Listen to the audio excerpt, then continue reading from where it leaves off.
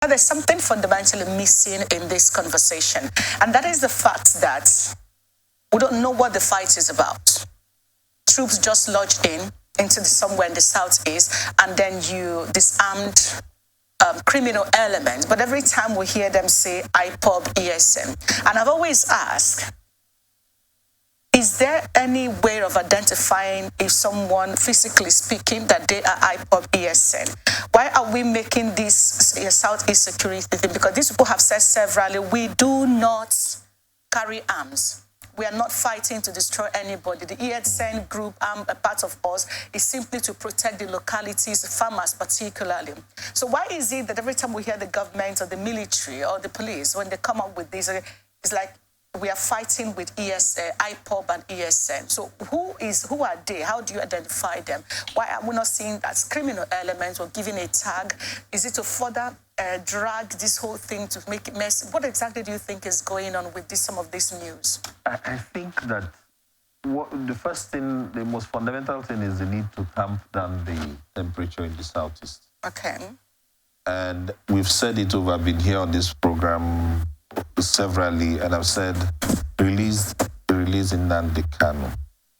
It would help to reduce some of these conflicts that are taking place. Release him, the courts have given their decision. We should, as we have said, obey the rule of law, obey decisions that have been given. That will help tamp down the temperature in the southeast.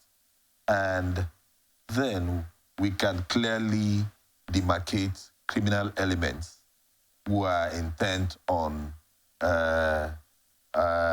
creating a name for themselves, who are intent on trending, and a people's movement, and an idea that a people have converged around. We can demarcate that. We can clearly demarcate those issues.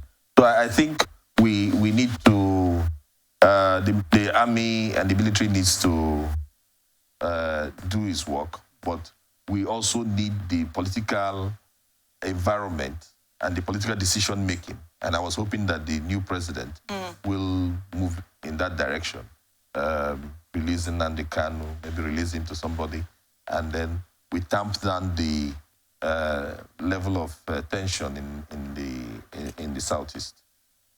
Now, you just raised a very critical conversation here, which is releasing Nnamdi Kanu and how this is going to at least tone down the rhetorics of this IPOB, this ESN, actually focus on the actual criminal elements in the southeast.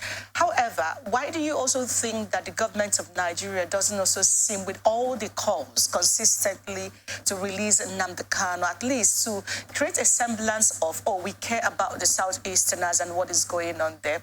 No doubt, kudos to some of the governors who have made effort to say that the sit-at-home thing is not going off gradually. Kudos to them. However, it's still there. There is election coming up in November, and then Southeast State is Imo State is, which is a critical hotbed for this, is still on the burner. Also, they have gone to visit the president on this particular issue and all of that. The Southeast governors and what have you. There still seem not to be the body language this time because no words has been said. So the body language doesn't even seem like something is being done to say that Nnamdi Kanu is released. So why do you think this is? Perhaps something has been done. I could see the role Nnamdi Kanu played in getting the sit-at-home issue to take the back burner. And it could be part of the negotiation that is going on behind the scenes. Okay.